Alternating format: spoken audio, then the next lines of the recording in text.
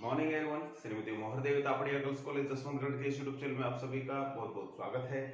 आज का हमारा जो डिस्कस का टॉपिक है वो है भारतीय बैंकिंग कंपनी अधिनियम 1949। इस अधिनियम के अंतर्गत हमने लास्ट वीडियो में इसकी पृष्ठभूमि को जाना था, इसके बारे में हमने जाना कि ये कहाँ से स्टार्ट हुआ और एंड में इसकी स्थापना किस तरीके से हुई थी।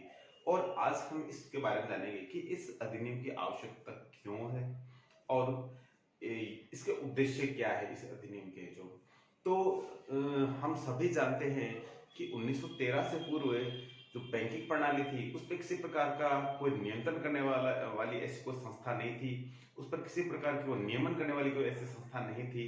लेकिन 1913 के बाद से ही बैंकिंग जो कंपनियां हैं तो उन पर नियंत्रण करने से संबंधित कुछ कंपनी अधिनियम बनाए गए और उसके पश्चात 1934 में आरबीआई आया और उसके बाद में है जो 1949 में जो इस अधिनियम को जो पारित करके और तैयार किया गया और इसको लागू कर दिया गया। तो कहने का मतलब है 1913 से पूर्व बहुत ही स्थिति दयनीय थी और उस स्थिति को सुधारना कुछ ही समय में पॉसिबल नहीं था। तो बहुत सारी बैंकिंग कंपनियां थी वो बहुत ही बुरे हालातों में गुजर रही थी और इन सभी जो बैंकिंग कंपनी है इनको सही तरीके से सही रास्ते पे लाने की जिम्मेदारी थी वो आरबीआई की थी।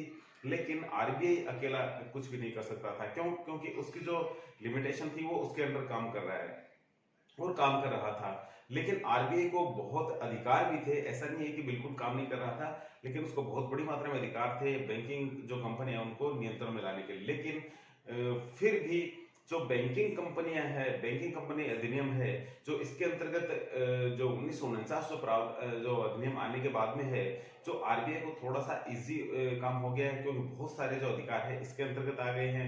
बैंकिंग कंपनी को संचालन किस तरीके से किया जाए, बैंकिंग कंपनी की जो कौन कौन सी जो परेशानी आ रही है उनको किस किस तरीके से मिटाया जाए, वो इस अधिनियम के आने से काफी इजी हो गया है। तो इस तरीके से दो अधिनियम आने से जो भी बैंकों पे पूर्णतः अच्छे से कंट्रोल कर पाए, अच्छे से नियंत्रण कर पाए, इसी को ध्यान में रखते हुए दो अधिनियम आने से काफी इजी हो गया है काम, जो कि बैंकों के लिए बहुत ही बढ़िया काम है ये माना जा सकता है।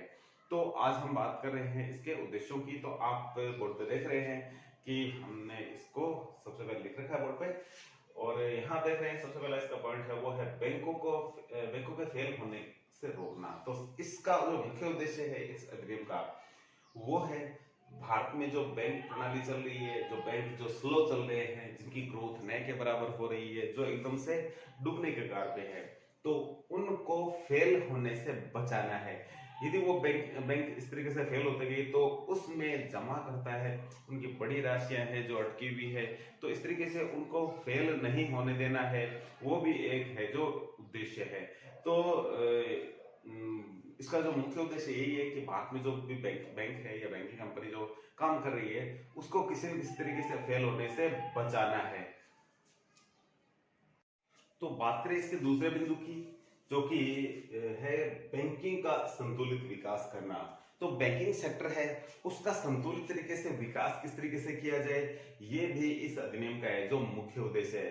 क्योंकि हम जानते हैं कि बैंकिंग सेक्टर है इसको यदि संतुलित तरीके से यदि विकसित नहीं किया गया तो फिर कहीं अच्छे से ग्रोथ दिखेगी तो कहीं जो है जो स्लो काम चलता दिखाई देगा।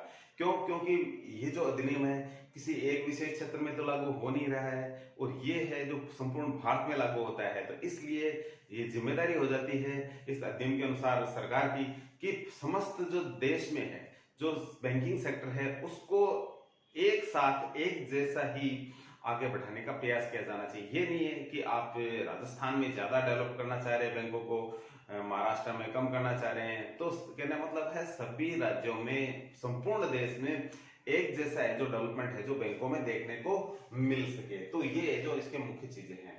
तो नेक्स्ट भी बात करें कट्टर एवं अनुचित प्रतिस्पर्धा पर नियंत्रण। यदि कंपनी अधिनियम या बैंकिंग कंपनी अधिनियम यदि नहीं बनता है तो ये बैंक है जो निजी तरीके से काम करते हैं तो आपस में इनमें इतना जबरदस्त कंपटीशन हो जाता है कि ये बैंक है जो एक दूसरे को मार्केट से आउट करने की ओर सोचते। तो उस कंडीशन में है कि यदि इस तरीके की कट्टर प्रतिस्पर्धा यदि हो जाए तो उस कंडीशन में क्या होता है कि एक बैंक है जो फेल हो जाता है और दूसरा है जो अच्छे से काम करना स्टार्ट कर देता है। क्यों? क्योंकि जो प्रतियोगिता जब स्टार्ट होती है दो के बीच में, तो एक का एंड होना तय है, ये मानिए। तो हम देखते हैं कि बहुत सारी कंपनियां हैं आज, ये तो बैंकिंग सेक्टर की बात करें, बहुत सारी प्रोडक्शन करने वाली कंपनियां हैं जो आपस में कंपटीशन में है, जो मार्केट छोड़ के चली जाती है। क्यों? क्योंकि लॉस की कंडीशन में कोई भी है जो कंपनी मार्केट में टिक नहीं पाती है। तो कहने का मतलब यही है कि जब बैंकों में इस तरीके से कंपटीशन हो जाएगा तो फिर एक बैंक को मार्केट छोड़ के जाना ही पड़ेगा। जो बैंक स्ट्रांग होगा मार्केट में आगे वही सर्वाइव कर पाएगा। तो कहने का मतलब है कि जो कट्टर और अनुचित प्रतिस्पर्धा है उस पर किस तरीके से नियंत्रण किया जाए, किसी बैंक को मार्केट छोड़ के जाना नहीं पड़े, तो इसके लिए जो इस अधिनियम है जो इसकी स्थापना की गई है। तो इसका मुख्य उद्देश्य ये माना भी जा सकता है। बात करें नेक्स्ट पॉइंट की, स्वदेशी बैंकर एवं संगठित बैंकिंग में समन्वय। तो जितने भी हमारे जो स्वदेशी बैंकर है, यानी स्वदेशी बैंकर मतलब सेठ, साहूकार, महाजन, शाह शराफ, ये लोग क्या है पैसे का लेन देन करते हैं, तो इनको स्वदेशी बैंकर या असंगठित क्षेत्र के बैंकर इनको के रूप में इनको हम समझते हैं। तो इसके बीच में और जो संगठित क्षेत्र संगठित क्षेत्र है या संगठित बैंकिंग है, संगठित बैंकिंग में जो गवर्नमेंट बैंक है या प्राइवेट जो बैंक के रूप में काम करने वाली संस्थाएं हैं, तो ये है सारे के सारे। तो इनके बीच में एक अच्छा तालमेल बना रहे जिससे कि ये दोनों क्षेत्र मिलकर के अच्छे से जो आगे बैंकिंग सेक्टर को जो बढ़ा सके। यदि ये दोनों क्षेत्र अच्छे से काम नहीं कर पाते हैं तो कहीं न कहीं आगे जाकर के इन दोनों में आपस में जो प्रतिद्वंदिता देखने को मिलती है। तो यही है कि दोनों को अच्छे से काम करने दिया जाए और इसमें तालमेल बैठाने की जिम्मेदारी है वो इस अधिनियम के माध्यम से है, जो ये तालमेल बैठाया जा सकता है। तो ये अधिनियम ही है जो सब कुछ इसमें कर सकता है।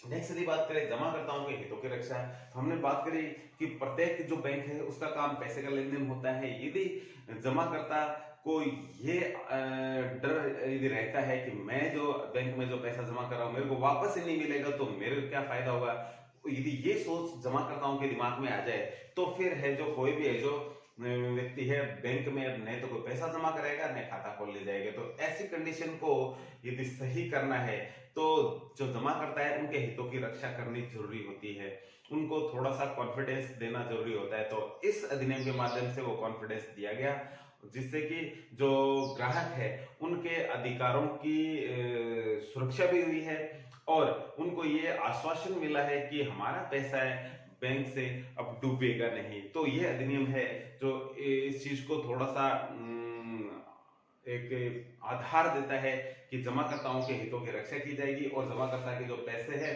वो खराब नहीं होंगे, उनमें एक श्योरिटी रहेगी।